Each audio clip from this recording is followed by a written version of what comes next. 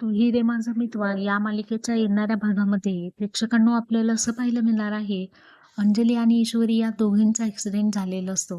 ही बातमी जेव्हा अर्णवला समजते, तेव्हा तो धावत पळत हॉस्पिटलमध्ये येतो आणि काचेमधूनच अंजलीला तो पाहतो.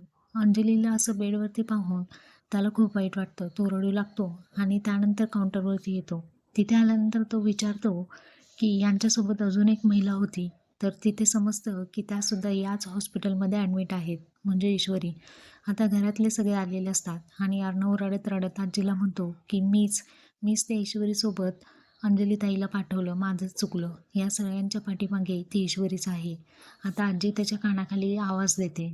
एक कानाखाली मारते आणि त्याला दाखवते, बघ त्याच ईश्वरीने आज आपल्या अंजलीला हॉस्पिटलमध्ये ॲडमिट केले आणि तो तिला दोष देतोस.